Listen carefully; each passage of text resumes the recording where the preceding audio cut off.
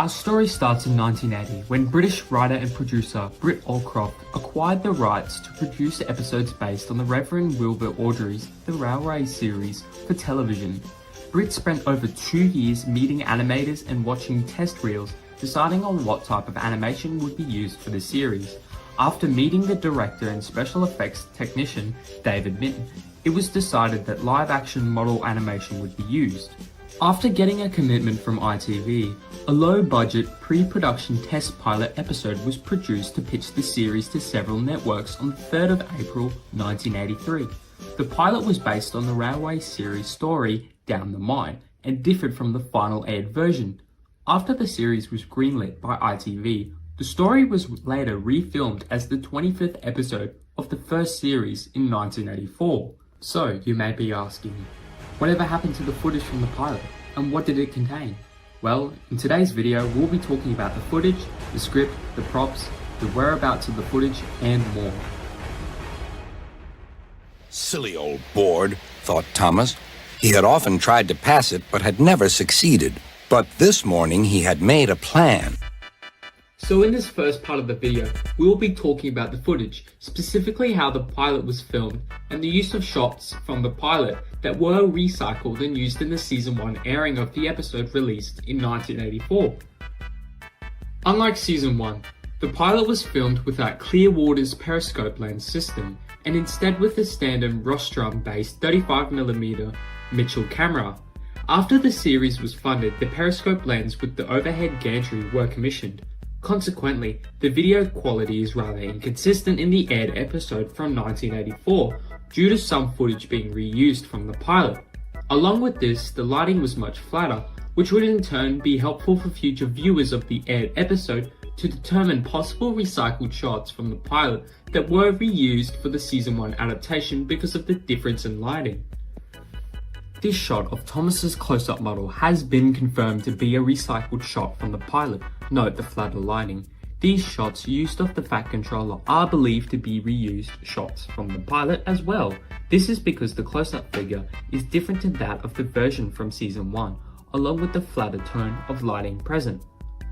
Although not confirmed, it is extremely likely that they are. Judging this behind-the-scenes photo of the close-up figures used for the pilot from 1983 shows this different version of the Fat Controller, which further strengthens the notion that these 3 close-up shots of Topham Hatt are that of recycled footage from the pilot. Another shot believed to be reused from the pilot is that of Thomas's whistle, as the close-up whistle from this specific shot appears taller than the counterpart from the season 1 version in 1984. The last shot we'll be talking about reused from the pilot is this shot of Thomas puffing past Knapford Station.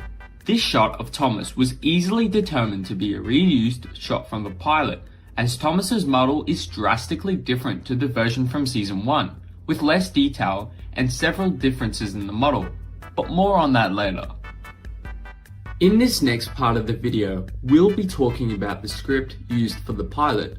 Judging from the first and last pages of the script, the full episode would only be 5 minutes long, approximately 30 seconds shorter than the episodes from season 1. The first page of the script shows that a 30-second intro title was present, and the last page of the script shows that end credits were a part of the pilot as well. Although it doesn't say how long the end credits would be, it can only be assumed that it was approximately 30 seconds long. Therefore, the actual runtime of the pilot episode, excluding the intro and outro, was approximately 4 minutes long, rather than the 4 minutes and 30 seconds of episode time, again, minus the intro and outro structure, that would start in season 1. The episode starts at Lower Tidmouth Station. The camera is pointed in the direction of the main platform where Annie and Clarabelle can be seen on the left side of the screen, and Thomas is slowly puffing backwards to couple up to his coaches. While backing down onto his train, Thomas notices Gordon puffing into the station. Annie and Clarabelle wait for Thomas to back down, while Annie stares at Gordon in a flirtatious manner. "Damn, Annie. I didn't know you were like that."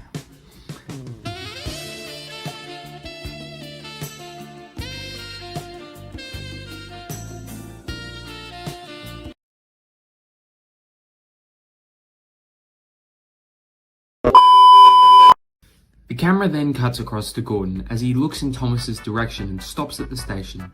Thomas creases his nose as if smelling something off and remarks smelling a funny smell to Annie and Clarabelle.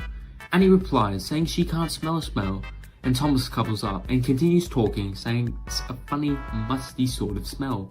The camera cuts across to Gordon with an unamused expression on his face, knowing that Thomas is just trying to get a reaction out of him, and grunts about no one noticing it until Thomas did, and saying that the smell must be coming from Thomas.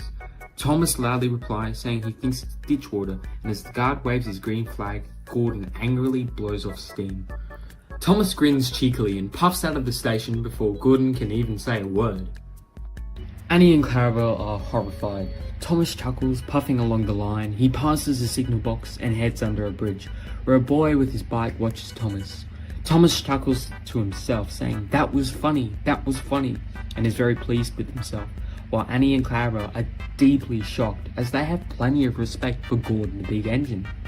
Thomas then leaves the coaches at Knapford Station and heads to the mine for some trucks, puffing past a couple of boys sitting on the fence watching him go by. Thomas enters the mining area where he notices two signs, one saying caution ahead and the second saying engines must not pass this point. He slows down and stops in front of them. Silly old board, he remarks, and begins to put his plan into action. The driver leans out of the cab to see where they are going. As he does this, Thomas buffers the trucks hard. They roll down the siding and he follows, drawing nearer to the danger sign. Thomas thinks that the board is stupid. Suddenly, the fireman yells, "Look out!" Sand trembles beneath the rails and Thomas applies his brakes, but it's too late and he falls into the hole in the ground below. The Fat Controller arrives and gives Thomas a stern talking to. The camera then cuts to several shots of Gordon heading to the mine with a coil of cables attached to his front. Gordon thinks the whole situation funny, but he reassures Thomas that he'll have him out of the hole in a couple of puffs. Strong cables are attached to Thomas and Gordon prepares to pull Thomas out of the hole. Thomas apologizes to Gordon for being cheeky and Gordon successfully pulls him out of the hole. Gordon assures Thomas that everything is alright and the two both agree that they are in disgrace. And so, Gordon and Thomas create an alliance and buffer to buffer, they head home. So that's the script basically, summed up by yours truly. In contrast to the episode from season 1, upon a further examination, not many changes were made between the pilot and episode 25 of season 1. And well, not many would have needed to be made. Of course, there were a few changes made, as by judging from the script, the shot of the guard waving his green flag on the platform was dropped from the season 1 airing of the episode, but other than that, the episode structure and script is almost identical to the season 1 version of the episode.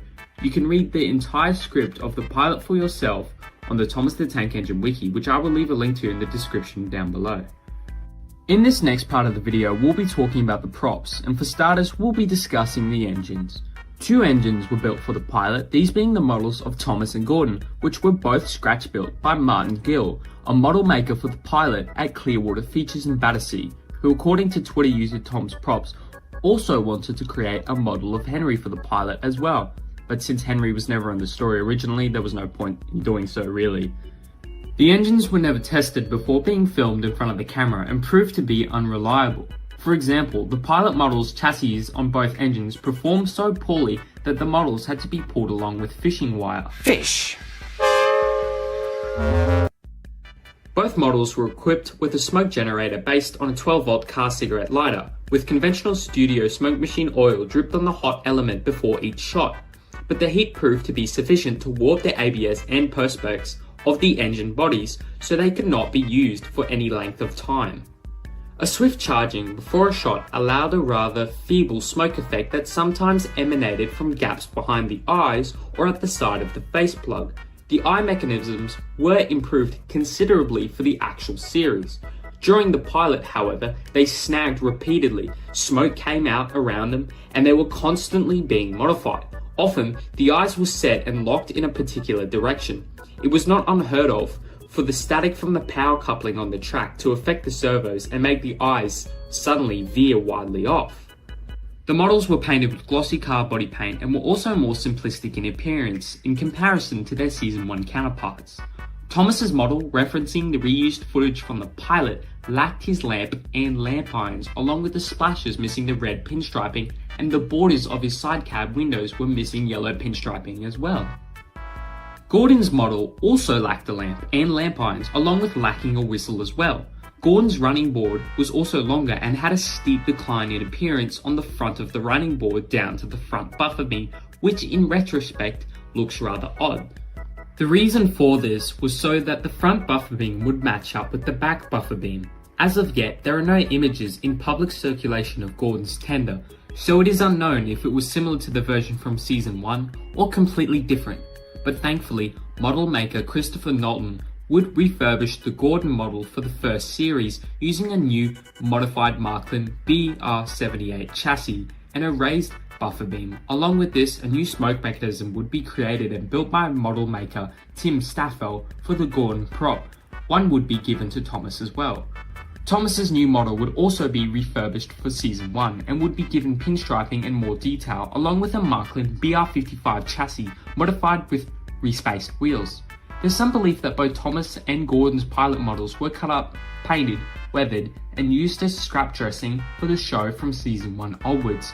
And this simply isn't true, as both pilot models were refurbished for Season 1, and these scrap copies are most likely just prototypes or molds casted from the original, but this cannot be confirmed either and is mostly just speculation on my end.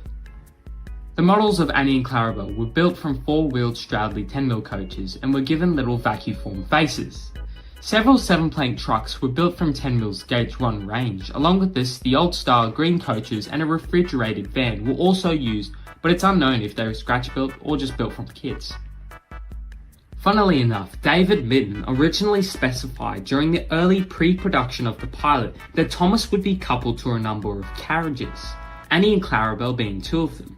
This was revised to just Annie and Clarabelle by the time of filming, which is probably why early concept art for the show by art director Robert Gold Galliers of The Viaduct shows Thomas with 3 coaches. A list of the human character prop requirements was created for the pilot, which had a list of the needed figures. These human characters were to be in 2 scales, the first being in Scale 1, which were the normal size figures that went with the Gauge 1 models, while Scale 2 were the large scale characters needed for close-up shots. Several locations were built for the pilot, these being Lower Tidmouth Station, the rails under the main road bridge next to the signal box, Knapford, and the lead mines. These sets from the pilot would use 132 scale track from 10mm. However, the 10mm rails would later rust just before the first series and were replaced with the Marklin 132 scale track instead, and would stay that way for the rest of the model show's existence. So many of you are probably asking, where's the footage? And my answer to that is, well, Mattel. After the pilot was test screened in April of 1983, it was handed to Rick Sickelgau, who showed it to his wife and then to a preschool class. The results were positive, and then he would then launch the show Shining Time Station as co-creator to Britt Allcroft. It is believed that Rick Sickelgau is no longer in possession of the pilot, as he says he turned in all his Thomas the Tank Engine and Shining Time Station master tapes into Mattel. According to Ian McHugh, the pilot footage currently resides in Mattel's storage unit in Southampton, with plans of remastering it to be released as a bonus feature on a special DVD for the 80th anniversary in 2025. So, who knows, maybe in just 2 years' time, we'll finally get to see it, or maybe not, but only time will tell. And until next time, have a good one.